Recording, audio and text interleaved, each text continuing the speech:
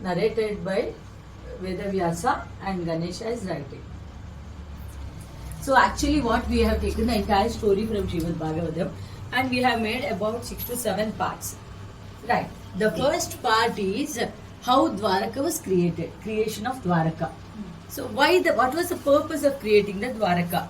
So first what happens, this Jarasandha, actually he is the father of 2 wives of Kamsa.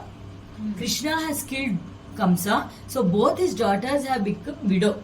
So he's always have angry with Krishna and he will be always coming and fighting with Krishna often. 28 times he has invaded Krishna.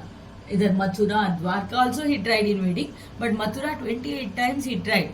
So what happens, this time also he has come with Kalayavana, one more ferocious demon, and both of them come and destroy the Mathura completely. But Krishna never fights with him because his death is not in Krishna's hand. Krishna never kills anyone in fact. So what he does, always he runs from him. That is why he got a name Ranchor. In North India they call him Ranchor for Krishna because he runs from the war or any fight. So the next what happens, he asks Balarama to take all the people of Mathura and he transport them to Dwaraka with the help of Yogamaya. So Balarama is taking all the inhabitants of Mathura to Dwaraka, and at the same time Krishna is running from Kalayavana. He is just following him there, chasing him.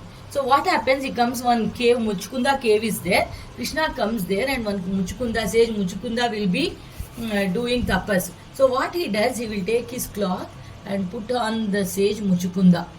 So immediately as soon as Kalayavana comes, he thinks he's Krishna only, and that sage has a boon that as soon as he opens his eyes, they will be burnt to ashes. So as Kalayavana thinks he is Krishna and disturbs him, sage opens his eyes and immediately Kalayavana is burnt to ashes, and thus Krishna destroys the enemy without lifting any weapon in that.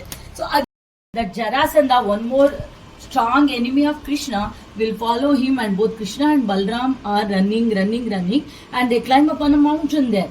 So as soon as they climb, Jarasandha will keep fire to the mountain.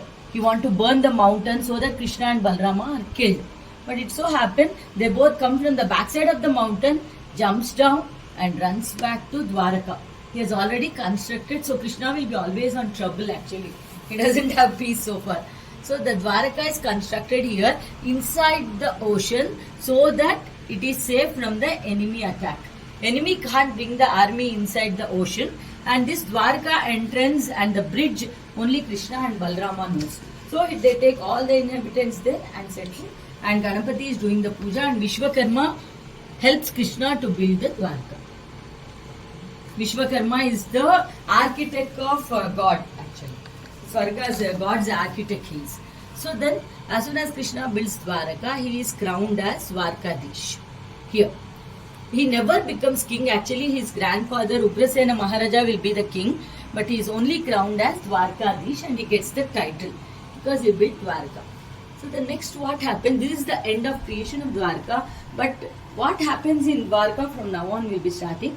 The first Balarama will be the elder brother of Krishna, and Revati, one who is 2 yugas back, she wanted to get married to him, but she is very tall. So what happens? Balram can't marry her. He is very huge and hefty. So with this weapon, he will hit her on the shoulder in front of a Devi temple and he will make her short. And then the first grand wedding of Balram and Revati, the first festivity, Balram and Revati takes place in Dwaraka. This is the first festivities. By this we end the creation of Dwaraka. And the second part we come here, Rukmini Kalyanam. How Rukmini gets married to Lord Krishna. So Rukmini is a princess who lives in Vidarbha. And for her actually the marriage is fixed with Shishupala, who is also one of the enemy of Krishna, friend of Jarasandha. But she never likes him, but from her friend she comes to know about the beauty and the glories of Krishna, and she paints his picture there. Beautifully she has painted, and then she wishes she wants to get married to him. So she calls some Brahmin and the world's first love letter she writes. Actually it is in Bhagavatam written as the first love letter, where she's so bold and she's beautiful. She writes and plans everything. How Krishna should come and take her and how they are going to get married. Everything she has written in that letter. So that letter she give it to Brahmin, and those two Brahmins come and give it to Krishna and Balram. But as soon as they come, Krishna being a devotee of Brahmin, he will get up from his place, respectfully he treats them, and then he reads the letter and decides with Balram that he should go and save Rukmini from Shishupala's marriage.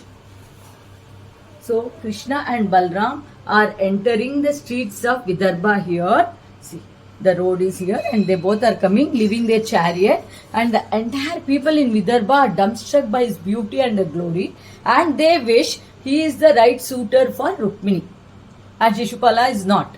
But as she has written in the letter, they have a custom in Rukmini's family. They will go to the Kali temple, do the puja before getting married. So as soon as she come to the puja, she has planned that Krishna should come and take her in his chariot and go. And so as soon as Krishna comes, she herself with her own will mount the chariot and go with Krishna, and she is not eloped or Krishna has not kidnapped her. That is actually the truth. Everything is planned by Rukmini there. So she goes with Krishna, and while going on the way, Rukmini's brother Rukmi comes and stops because he doesn't want his sister to get married to him. But by the time Krishna is fighting with him, Rukmini requests, don't kill him. So he just takes one side of his hair and also his mush, just insults him and sends him off. And then Krishna comes back to Dwarka, and in Dwarka